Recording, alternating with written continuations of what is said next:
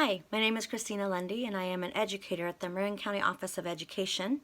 Today I'm going to share with you a story called The Boy Who Harnessed the Wind, co-written by William Kamkwamba and Brian Mealer. This story is going to really be having us looking at this big question of when and how do you interact with the earth? When and how do you make observations of what's around you so that you notice the natural systems and the human systems and how they interact together? This has you looking at your environment. Looking at your environment and identifying what are the needs. What is it that I can be using from the natural systems that can help my human systems? Or what human systems do we have that can support the natural systems? And really looking at how do we build solutions and ideas using our engineering skills.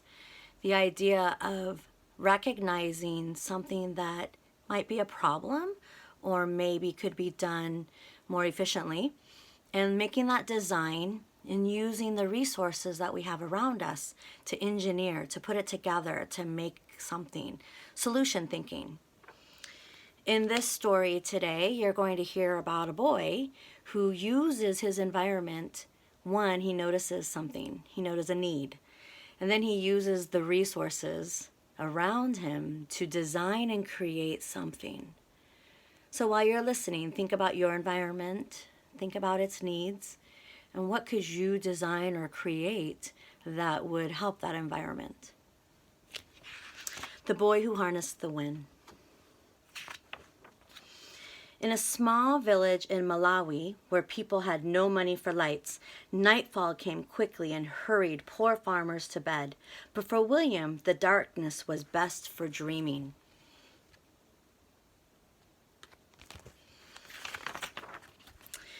He dreamed of building things and taking them apart, like the trucks with bottle cap wheels parked under his bed, and pieces of radios that he'd crack open and wonder, if I can hear the music, then where is the band? His grandpa's tales of magic also whispered in the pitch black of his room. Witch planes passed through the wind while ghost dancers twirled around the room, as if 100 men were inside their bodies.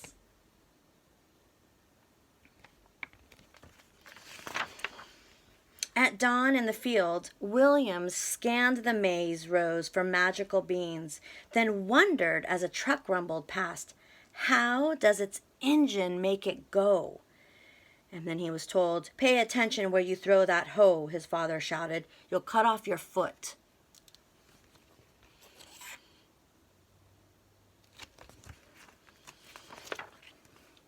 For all its power over dancers and flying things, magic could not bring the rain. Without water, the sun rose angry each morning and scorched the fields, turning the maize into dust. Without food, Malawi, the place where he lives, began to starve. So this is where I stop, and I'm wondering, is he thinking about the fact that there's not enough water? And then is he thinking about the fact that he always wonders how these engines and radios work? I wonder, is he coming up with ideas for water? And what would those ideas be?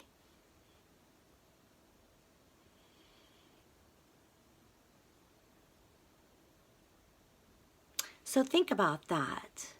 Maybe your ideas that you've come up with will be in the story that he's sharing. So soon William's father gathered the children and said, from now on, we eat only one meal per day. Make it last. In the evenings, they sat around the lantern and ate their handful, watching hungry people pass like spirits along the roads. Money also disappeared with the rain. Papani, his father said, I am sorry. You will have to drop out of school. So now William stood on the road and watched the lucky students pass, alone with the monster in his belly and the lump in his throat. For weeks he sulked under the mango tree until he remembered the library down the road, a gift from the Americans.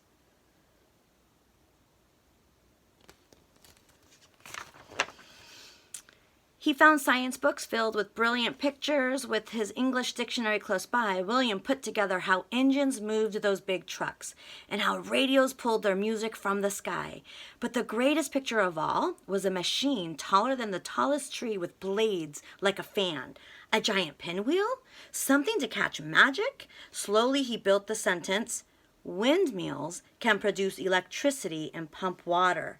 He closed his eyes and saw a windmill outside his home, pulling electricity from the breeze and bringing light to the dark valley.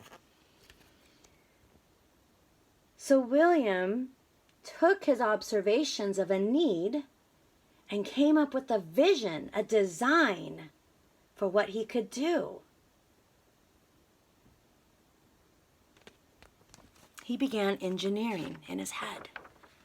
So he saw the machine drawing cool water from the ground, sending it gushing through the thirsty fields, turning the maize tall and green, even when farmers' prayers for rain went unanswered. This windmill was more than a machine. It was a weapon to fight hunger. "Majesty Amapu," he whispered, "I will build electric wind." He dreamed it. He envisioned it.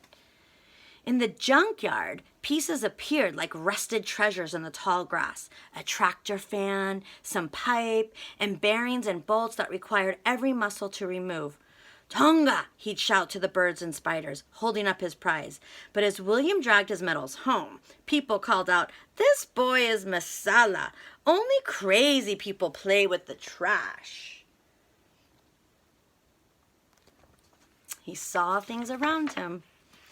So after many weeks, William arranged his pieces in the dirt. A broken bicycle, rusted bottle caps and plastic pipe, even a small generator that powered a headlight on a bike. For 3 days, he bolted, banged, and tinkered while chickens squawked and dogs barked and neighbors shook their heads saying, "What's Miss Sala doing now?" And what's he doing now? He's engineering. His cousin Jeffrey and best friend Gilbert soon appeared. "Hey," they greeted, "can we help with electric wind?" "Grab your pangas and follow me," he said, and took them into the forest. Together they swung their sharp blades into the trunks of the blue gum trees, then hammered them together to make the tower. Standing atop, William shouted, "Bring it up!" While the boys tugged and heaved, a crowd gathered below and gazed at this strange machine that now leaned and wobbled like a clumsy giraffe. Some giggled, others teased, but William waited for the wind.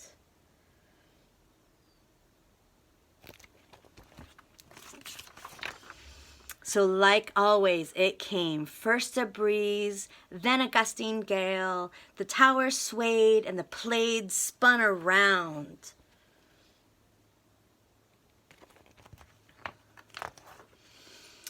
With sore hands once showed by hunger and darkness, William connected wires to a small bulb, which flickered at first, then surged as bright as the sun.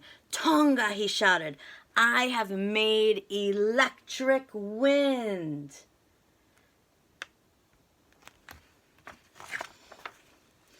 "Wachitamwimo," a man yelled. "Well done." As the doubters clapped and cheered, William knew he had just begun. Light could not fill empty bellies, but another windmill could soak the dry ground, creating food where once there was none. "Magetsi amapeho." Electric wind can feed my country, William thought. So he continues to have those ideas. Can you think of what his steps were to get to this point?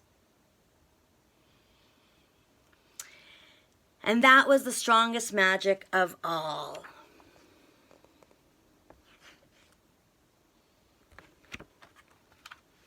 The boy who harnessed the wind, who took his observations of his environment and used all that was around him to engineer a solution. What can you do? What can you engineer?